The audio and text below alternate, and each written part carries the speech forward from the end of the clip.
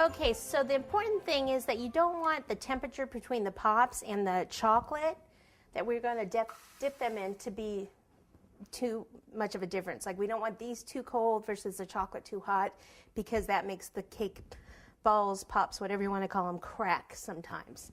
Okay, so I'm just using regular candy melts. You see that there? Sorry, I've got so much stuff doing these pops. So I've just got a warming tray, and you can find these warming trays on eBay still. They're really nice because they don't get too hot. But I actually turned this off for a while, melted all my chocolate, then I turned it off for a while to cool the chocolate. I don't want it so cold that it's going to be lumpy, but I don't want it so hot that it's going to crack. And you know that because first one I did, it cracked. My chocolate was too hot. So I have different colors melted here.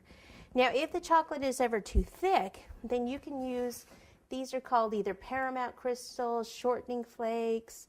They have different names, but basically it thins down the chocolate. So after you heat your chocolate, and only do it if you need to, if it's too thick. After you heat it, then you drop it in like that, and you just stir it in until it's completely melted. Okay? And then what that does is it thins down your chocolate. So it won't be lumpy. But only do that if you need to. You don't want to put too much in, because then the chocolate can actually just kind of slide off of the cake pop. So we've got that. We also are going to be using candy clay, like for the ears of the rabbit and the handle. Now candy clay, we also have the recipe for the candy clay for you. And you can use fondant as well as a substitute.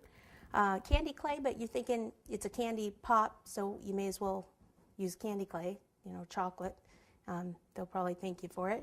And then also these right here, we've got some sprinkles, we've got some coconut.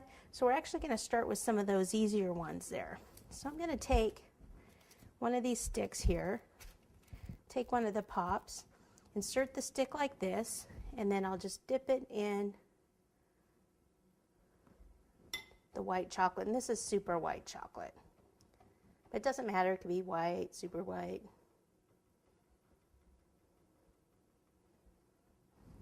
Okay, now there's little air bubbles, you want to get those out, because what will happen is they'll usually pop eventually, and then you might have some of the cake leak out.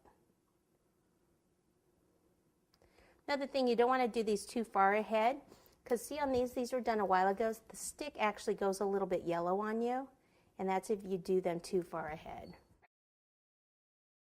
Next thing I want to do is go ahead and take sugar, and I'll just pour the sugar all over, and I even dip it in the sugar there.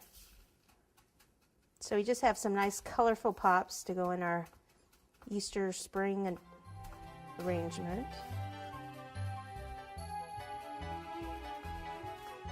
Okay, so those are some nice easy ones that are fillers.